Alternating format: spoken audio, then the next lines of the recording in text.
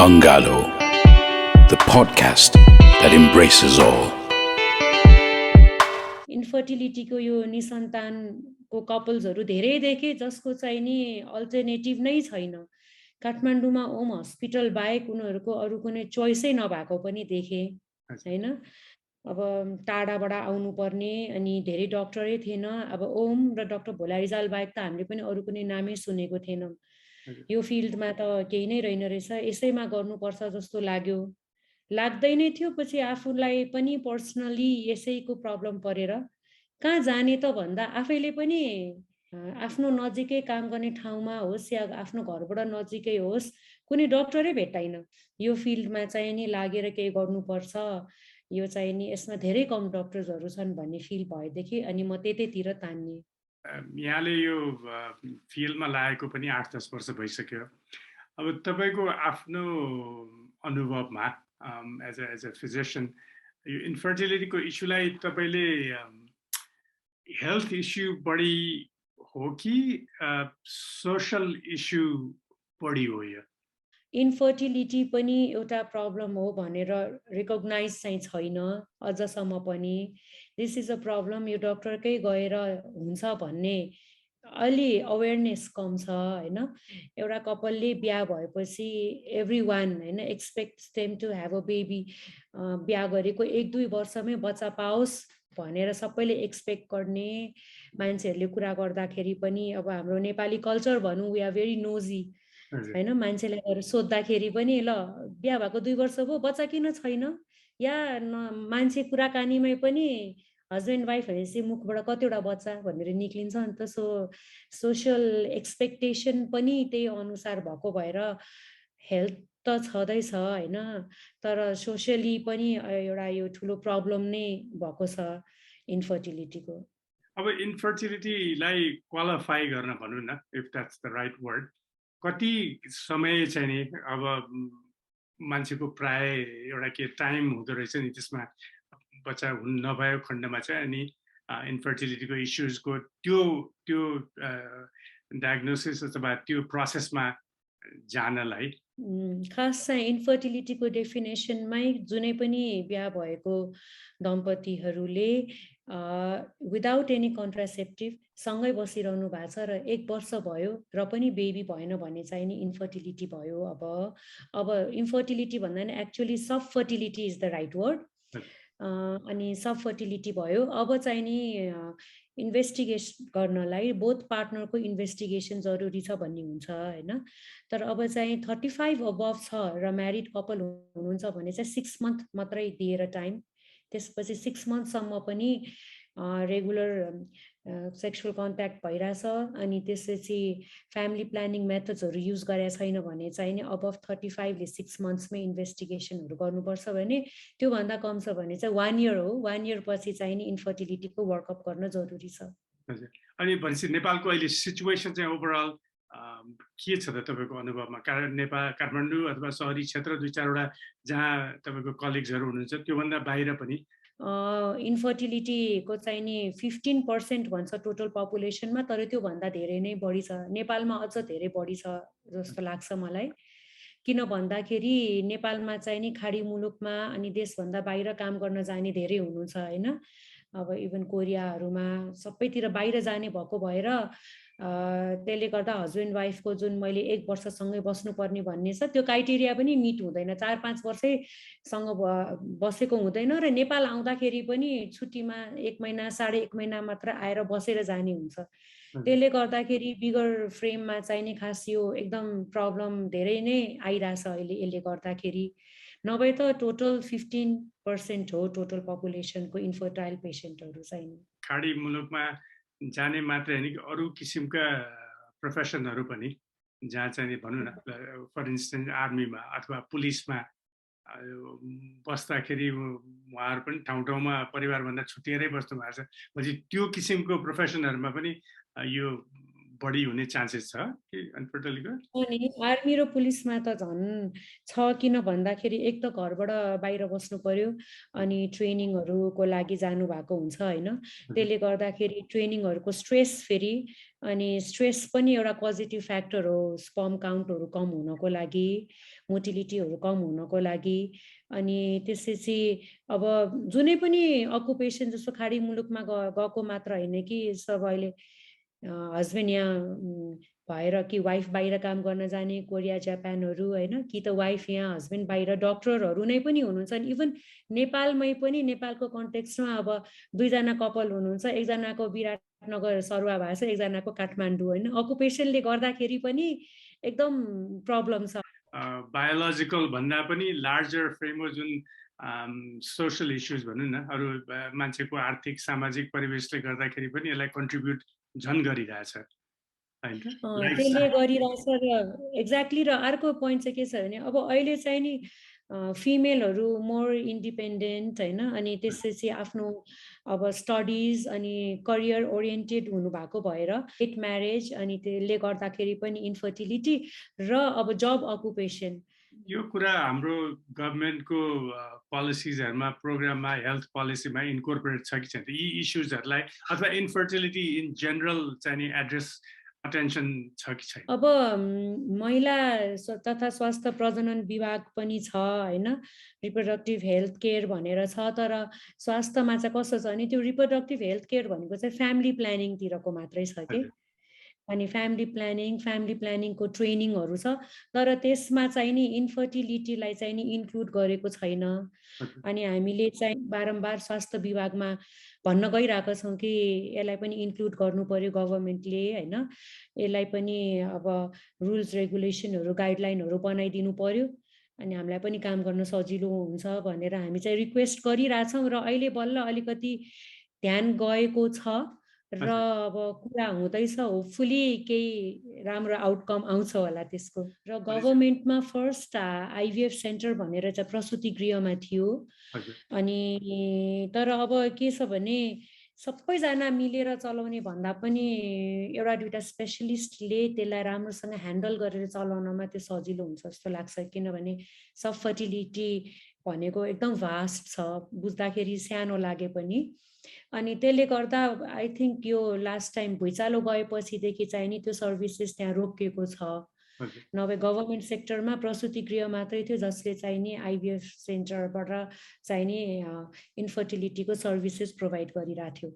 रेकग्नाइजै छैन कि यो पनि एउटा प्रब्लम हो, यो प्रब्लममा पनि पैसा धेरै खर्च हुन्छ ट्रिटमेन्टमा भनेर रेकग्नाइजै छैन, because fertility treatment is very costly खास भन्नु पर्दाखेरि होइन। अब जस्तो मैले भनिहालेँ रिप्रोडक्टिभ हेल्थ सर्भिसेस भनेर गभर्मेन्टको धेरै फेसिलिटी छ, तर फ्यामिली प्लानिङको लागि छ कि इन्फर्टिलिटीको लागि छैन।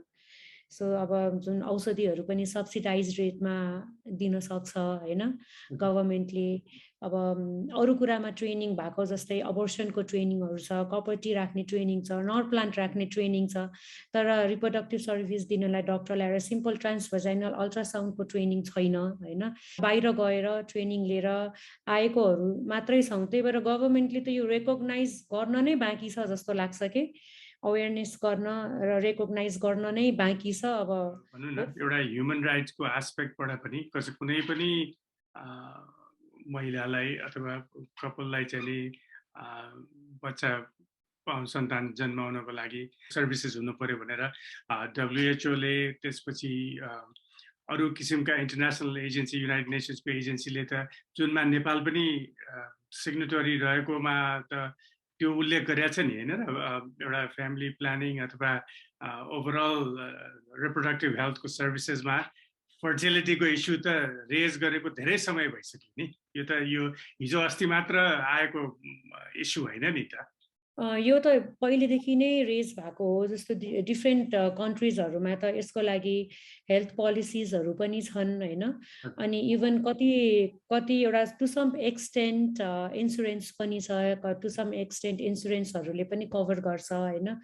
अब त्यो नेपालमा आउन पहिला सुरु त यसको लागि पोलिसी र गाइडलाइन नै बन्नु पर्यो, नेपालमा आइभीएफ सेन्टर खोलेकै फर्स्ट आइभीएफ सेन्टर खोलेको 18 वर्ष भयो होइन 18 वर्षदेखि भनौँ न मान्छेहरूले आर्टिफिसियल रिप्रोडक्टिभ सर्भिसेस पाइरहेछ तर अहिलेसम्म पनि गाइडलाइन्सहरू केही पनि छैन कतिवटा ठाउँमा त कन्ट्रीको कल्चरल बिलिफ र रिलिजन अनुसार पनि गाइडलाइन हुन्छ तर अब नेपालमा चाहिँ नि 18 इयर्स भइसक्यो केही कुरामा पनि केहीको गाइडलाइन रुल रेगुलेसन के पनि नै छैन एउटामा छ as far as I know त्यो चाहिँ नि यो आर्टिफिसियल रिप्रोडक्टिभ गर्दाखेरि डोनर स्पर्म लिएर कसैले बच्चा पाउँछ भने त्यो पाएको बच्चा चाहिँ नि सम्पत्तिमा आफ्नो बायोलोजिकल चाइल्ड जतिकैको हकदार हुन्छ भन्ने एउटा मात्रै छ त्यो बाहेक अरू मलाई के पनि थाहा छैन हुन त गाइडलाइन भएका अन्य स्वास्थ्य सेवा र मा पनि समस्या छँदैछ एथिकल इस्युजले त बहुत झेलिया होला नि त किनभने गाइडलाइन नभएपछि र जुन किसिमको यो सर्भिस हो फर्टिलिटीको र जुन क्राइसिस र जुन यसमा रहेको सोसल स्टिग्मा ट्याबुले गर्दाखेरि यसलाई चाहिँ नि जुन नदेखिने पर्दा पछाडिका डिलिङ्सहरू विलिङ्स एन्ड डिलिङ त थुप्रै होला त्यसमा चाहिँ एथिकल इस्युजहरूलाई बार कम्प्रोमाइज भइरहेको होला अब त्यसको मोनिटरिङ त्यसको ओभरसाइट अहिले कसरी भएको छ त्यो इस्युलाई कसले मोनिटर गर्छ त त्यही त मोनिटरिङ सिस्टम पनि त हुनु पर्यो नि जस्तो एथिकल इस्युज मात्र होइन कि त्यो क्वालिटी सर्भिस दिइरहेछ कि छैन त मैले भने नि कस्टली सर्भिस हो नि त यो त होइन त्यहाँको कसले म्यानेज गरिरहेछ एउटा सर्टन कसैले अब रिप्रोडक्टिभ सर्भिसेस दिइरहेछ भने त्यो डक्टरको क्वालिफिकेसन के छ होइन त्यहाँ कसरी काम भइरहेछ त्यहाँ कुन स्ट्यान्डर्डमा काम भइरहेछ इभन सामानहरूको स्टेरिलिटी ल्याबको भिओसीहरू कसरी मेन्टेन भइरहेछ त भनेर हेर्ने एउटा कुनै निकाय पनि छैन नेपालमा अब हाम्रो नेपालमा चाहिँ नि पोलिसी मेकर्सहरू नै सबै अब पोलिटिकल पार्टीबाट जाने भयो नि त पढे लेखेर एउटा आफूले पोस्ट कमाएर जाने भन्दा पनि पार्टीबाट जाने अनि त्यसपछि अब एजुकेसन क्वालिफिकेसनको त कुरै नगरौँ होइन त्यसरी जाँदाखेरि हामीलाई नै थाहा छ कि कस्तो कस्तो मान्छे पोलिसी मेकर्स पोलिसी लेभलमा हुनुहुन्छ भनेर होइन अब यो इन्फर्टिलिटीको रुल्स रेगुलेसनमा एआरटी के हो यसको टेक्निक्सहरू के हो भनेर बेसिक भन्दा बेसिक लेभलै नबुझ्नु भएको मान्छेहरू पनि जानु भएको छ भनेपछि अब हामीले अहिले गरिरहेको कुराहरूको यो रिफर्म जुन हेल्थ रिफर्महरू हामीले कुरा गर्छौँ त्यो पुग्नलाई त अब त्यसको लागि त अलिकति पोलिटिकल्ली पनि रुल्स रेगुलेसन नै चेन्ज हुनुपर्छ र जबसम्म पढे लेखेको मान्छे पोलिटिक्समा आउँदैन तबसम्म यो चेन्ज हुने चाहिँ अलिक गाह्रो नै छ मोरल कम्पस राइट पोइन्ट नगरेको डाक्टर फिजिसियन भयो भने त त्यहाँ इलिगल काम हुने ठाउँ पनि काफी रहने भयो एकदम धेरै इलिगल काम अनि जस्तो एथिकल इस्युजहरू होइन अब जस्तो म टाढा जान इन्डियाकै कुरा लिन्छु मैले होइन इन्डियामा चाहिँ नि आइभीएफ सेन्टर खोल्नु पर्यो भने doctor should be a medical director of that IVF centre अनि आइसिएमआर छ इन्डियाको अनि त्यो आइसिएमआरले चाहिँ नि गाइडलाइन बनाएको छ र आइसिएमआरको गभर्निङ बडीले हेर्छ कि उनीहरूले कस्तो काम गरिरहेछ के छ त्यहाँ कतिजना स्टाफ छ स्टाफको क्वालिफिकेसन के छ भनेर सबै गभर्न गरिरहेको हुन्छ वेयरएज नेपालमा चाहिँ त्यस्तो छैन होइन अब कतिपय ठाउँमा त बिजनेस जस्तै गरेर खोल्यो अनि मैले भने नि डक्टर्स एउटा दुईटा नेपाली डक्टरलाई अगाडि राख्यो अनि पछाडिबाट आफ्नो अलग्ग काम गरिरहेको पनि छ सो यसलाई जति चाँडै यो रुल्सहरू रिफर्म हुँदैन त्यति नै यसलाई फेरि यो इन्फर्टिलिटी जति पनि म्यानिपुलेट गर्न सक्ने र यो एथिकली रङ कामहरू पनि गर्न सक्ने ठाउँ भएको भएर गभर्निङ बडी नहुँदा चाहिँ नि यसको मिसयुज पनि धेरै नै भइरहेछ फर्टिलिटीको सन्तान जन्माउने निसन्तान इस्युलाई लिएर जुन हाम्रो समाजमा एउटा स्टिग्मा छ नि त्यो कुन हदसम्म र के कति कारणले चाहिँ नि यो खालि महिलाको मात्र प्रब्लम हो आखिर बच्चा पाउने त महिलाले हो त्यसैले यो इन्फर्टिलिटी पनि महिलाको मात्रै प्रब्लम हो भन्ने कुरा जुन बुझाइ छ त्यसले यसलाई कसरी यो प्रब्लमलाई झन् अझै गाह्रो र कम्प्लेक्स बनाएको छ। अब यसमा इन्फर्टिलिटीको बायोलोजिकल कारणहरू त छँदैछन्, अरू अरू जुन लाइफस्टाइल बाहेकका अरू किसिमका स्टिग्मा र ट्याबु ले गर्दाखेरि हुने समस्याहरू कस्ता कस्ता छन् तपाईँको अनुभवमा? अब हजुरले भन्नुभएको जस्तै नै अब फिमेलले जन्माउने बच्चा जन्माउने 9 महिना राखेर जन्माउने भएको भएर यो फिमेलकै प्रब्लम हो र अब मेल डोमिनेट सोसाइटी छ नि त हाम्रो नेपालमा त मेलबाट त हुन सक्दैन भन्ने अहिले पनि धेरैलाई नै छ होइन। त्यसले गर्दाखेरि चाहिँ नि अब कहिलेकाहीँ त अब रिप्रोडक्टिभ सर्भिसेसहरू लिँदाखेरि वाइफ मात्र एक्लै आउने, हस्बेन्डले कोअपरेट नगरिदिने, एकदम पढे लेखेको हस्बेन्डबाट पनि मैले यो भेटाएको छु होइन। सेन्टरसम्म नआइदिने, अब हस्बेन्डको पनि एनालाइसिस गर्नुपर्छ, सिमेन एनालाइसिस गर्नुपर्छ भन्यो भने पहिला मेरो वाइफको मात्र सबै चेक गरेर अनि त्यहाँ वाइफमा केही रङ छैन भने मात्रै म आउँछु मेरो इन्भेस्टिगेसन गर्न भन्ने खालको हस्बेन्डहरू पनि हुनुहुन्छ। त्यसले गर्दाखेरि साइकोलोजिकल एस्पेक्टमा पनि फिमेललाई एकदम गाह्रो छ। अर्बन एरियाको पढे अर्बन एरियाकै सिनारियो मान्छेको कुरा पढे लेखेको डक्टर्सहरू नै हुनुहुन्छ अझ होइन, किनभने डक्टर टु डक्टर अब सबै चिनी नै रहेको हुन्छ होइन। अनि नआउने, सिमेन स्याम्पल नदिने, I know I am not infertile, जे गर्नु छ मेरो वाइफलाई गर्नु भनेर जाने मान्छेहरू पनि हुनुहुन्छ। अनि त्यसले गर्दाखेरि वाइफ आफैलाई पनि मेरो अगाडि बिचरा एम्बारेसमेन्ट, घरमा अब इनलजहरूले पनि होइन यो त इन्फर्टिलिटी भनेको त फिमेल प्रब्लम मात्रै हो, मेल होइन भन्नेले गर्दाखेरि त्यो सबै बर्डन आफैले नै लिएर आउनुपर्ने स्थिति छ धेरै फिमेलहरूको। अर्बन एरियामा त यस्तो छ भनेपछि बाहिरतिर त अब त्यो कल्पनै गर्न नसकिने अवस्था छ। मैले अब यो 1 वर्षभित्रमा बच्चा पाइनँ भने मेरो हस्बेन्डको अर्को बिहा हुन्छ भन्दै रुँदै आउने हुन्छ झन् बाहिरतिर त। एटलिस्ट अर्बनमा चाहिँ अलि बिहा गरिहाल्न चाहिँ नि सक्दैनन् होइन, नभए बाहिरतिर अर्को बिहा मेरो हुन्छ अब बच्चा भएन भने भन्दै आउने पेसेन्टहरू पनि छ। त्यो मोनिटर कसले गर्छ त? त्यसको लागि के हो त? के क्लजेस हाम्रो कन्स्टिट्युसनले अथवा नियमले के क्लज राखेको छ? त्यो बार सुनिन्छ, बच्चा नभएको भएर अर्को बिहा गर्यो अथवा यति वर्ष भइसक्यो बच्चा भएन त्यसो भएर अर्को बिहा गरे भने समाजले पनि त्यो कुरालाई चाहिँ सजिलै एक्सेप्ट गरेको जस्तो देखिन्छ नि त। अब यस्तो छ, बिहा गर्दाखेरि त अब वाइफलाई यस्तो बर्डन गरिसकेको हुन्छ सबैजनाले, फिमेललाई यस्तो हुन्छ कि उसले इजिली एक्सेप्ट गरेर हो मबाट बच्चा नहुने रहेछ ल अर्को बिहा गर्नुहोस् भनेर उसले पर्मिसन दिएर बिहा गर्ने हो।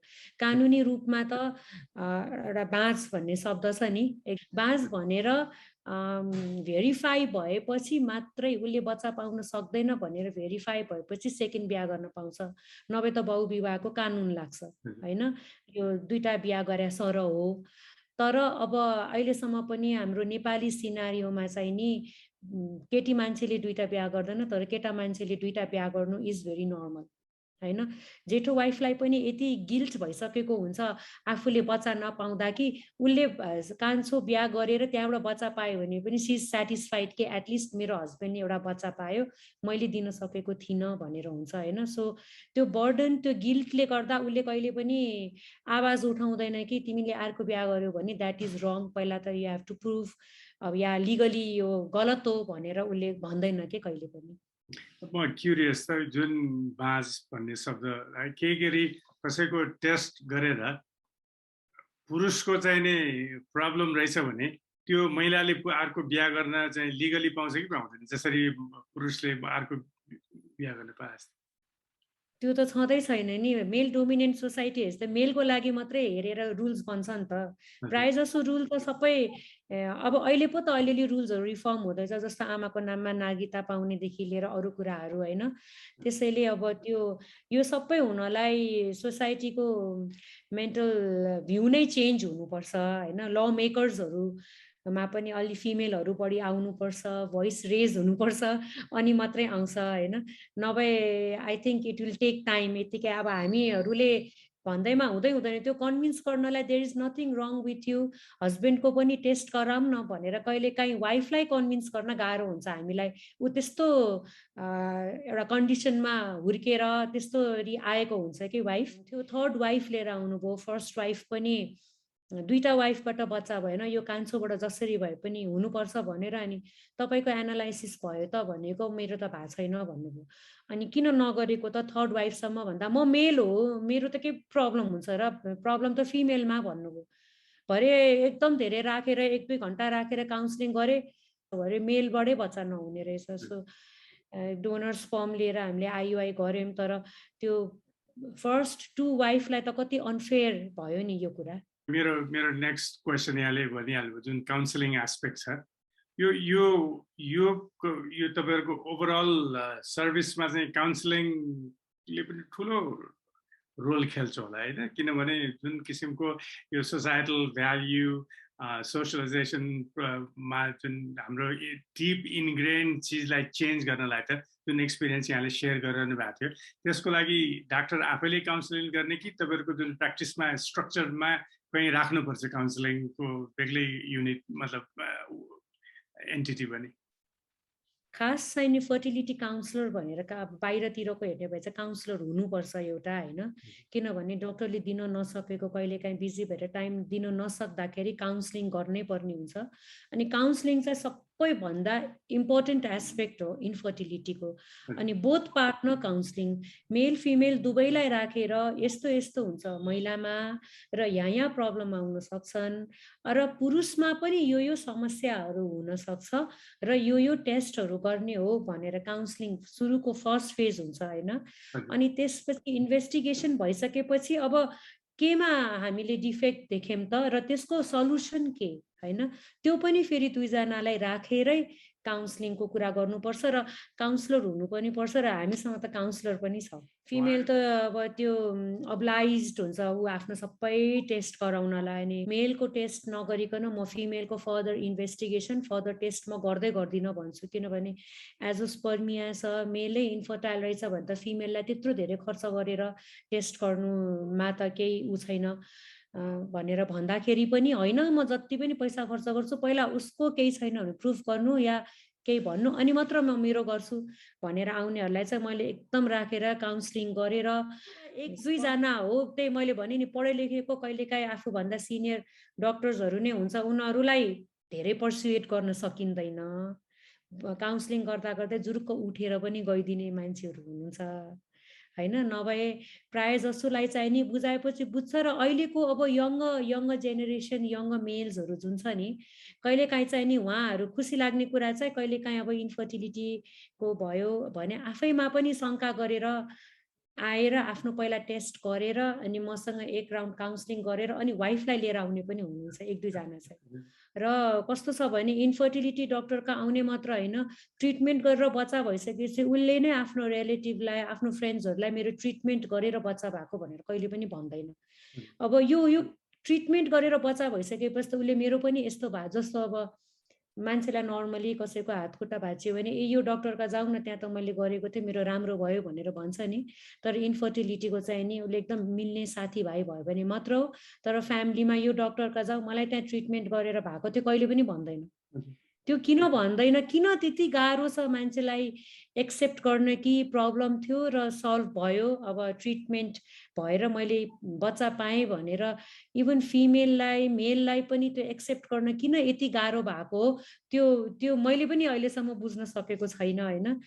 सायद अब त्यो त्यही कल्चरमा हुर्केर हो कि एउटा बच्चा भएपछि मात्र फ्यामिलीमा एक्सेप्टेड हुने भएर होइन, फिमेलहरूको पनि मैले अलि फिल गर्छु इन्फर्टाइल पेसेन्टहरू आउँदाखेरि भन्दा बच्चा भइसकेको पेसेन्टहरू अथवा रिलेटिभ्सहरू चाहिँ आर इजिली एक्सेप्टेबल फ्यामिलीमा होइन, फ्यामिली फङ्सन्सदेखि लिएर प्रोग्रामहरू हरेक कुरामा उनीहरूलाई इजिली इन्क्लुड गरेको हुन्छ भने इन्फर्टाइल पेसेन्टहरूको फ्यामिलीमा चाहिँ हरेक चाडपर्व जे कुरा पनि उनीहरूलाई एक्सक्लुड गरेर एउटा हेलाको नजरले हेरेको भएर पनि होला यो यत्तिकै ट्याबु हुन गएको। यो फेसबुकमा मान्छेले बेबी शावर गरेको देखिएर आउँछ, बच्चा पाएपछिको बच्चाको सेलिब्रेसन, बर्थडे, आमाको मुख हेर्ने दिन, बाउको मुख हेर्ने दिन म पर्सनली आफैले फिल गरेको, अब आफैले यो प्रब्लम थ्रु गुज्रेको भएर होइन, यो आमाको मुख हेर्ने दिनमा स्पेसली कसैको बेबी शावर या कुनै फ्यामिलीमा कसैले बच्चा पायो भनेको न्युज होइन, त्यो न्युज आउँदैखेरि you sort of feel like a failure.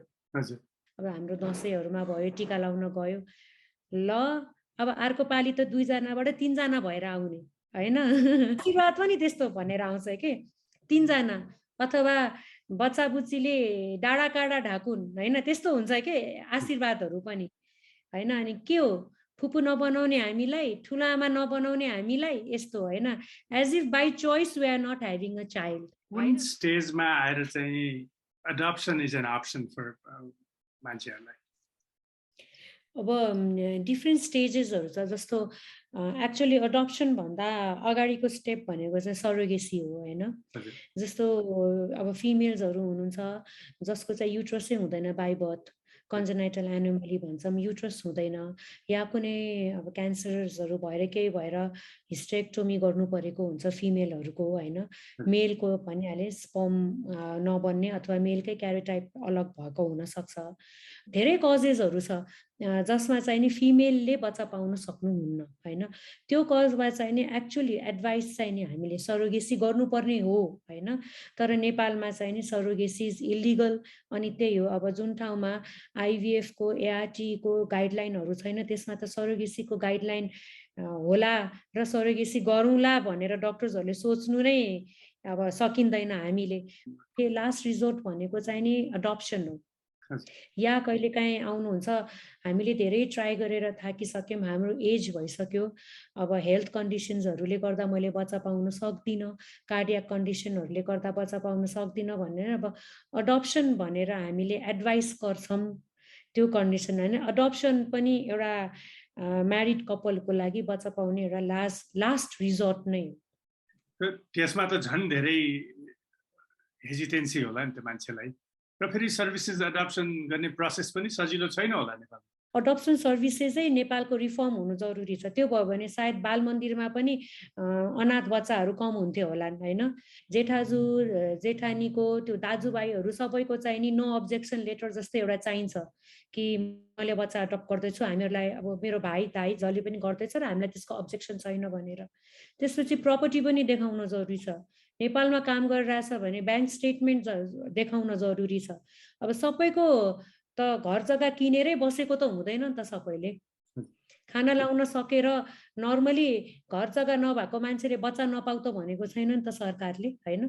तर सिम्पल एउटा नर्मल आए, आफूलाई आफ्नो राम्रो गुजारा चल्ने मान्छे छ तर त्यसको घर जग्गा सम्पत्तिकै उसले देखाउन सकेन भने उसले अडप्ट गर्न पाउँदैन। जुनै पनि नयाँ एउटा जुनै पनि couple those who want to adopt, उनीहरूले चाहिँ नि जन्मिने बित्तिकै एउटा बच्चा लिन चाहन्छ कि, जन्मिने बित्तिकै न्यू बोर्न बेबी। तर नेपालमा चाहिँ नि त्यसको कुनै पनि सहुलियत छैन होइन।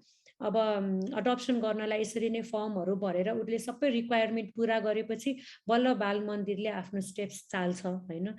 इट इज फर फ्री भन्छ, तर मैले सबै बुझ्दाखेरि त्यो अडप्सन गर्न पनि 2-3 लाख खर्च चाहिँ लाग्ने रहेछ। बच्चा कति महिनाको लिन मिल्छ त भन्दाखेरि यो सबै प्रोसेस गरेर उनीहरूले घरमा आएर हेरेर त्यो मान्छे भेरिफाई गरिसकेपछि बच्चा लैजाँदाखेरि एटलिस्ट 1 year to 13 months के अरे 18 months जति हुन्छ अरे कि बच्चाको। अब जस्तो हुन्छ नि बाहिरतिर त आफ्नो बच्चा अडप्सनमा राख्नु छ, कुनै एउटा अनम्यारिड अब अनवेड मदर होइन भयो र बच्चा अडप्सनमा दिनु छ भने त उसले अडप्सन सेन्टरलाई कन्ट्याक्ट गर्छ। अडप्सन सेन्टरले चाहिँ नि प्रोभाबल अब पेरेन्ट्सहरू खोज्छ र जुन उनीहरूको म्याचिङ हुन्छ त्यो पहिल्यै भेटाइदिएर यता उसले डेलिभरी गर्छ, उसले उता बच्चा लिएर जान्छ नि त होइन। त्यस्तो सिस्टम नेपालमा भइदिएको भए धेरैले अडप्ट गर्थ्यो होला अहिलेसम्म। मान्छेहरू as a adoption as a concept चाहिँ रिसेप्टिभ पाउनुहुन्छ तपाईँले? रिसेप्टिभ छ, तर त्यही हो कि यो अडप्सन रुल्सहरू पनि अलिकति नेपालमा रिफर्म हुन जरुरी छ। Angalo, the podcast that embraces all.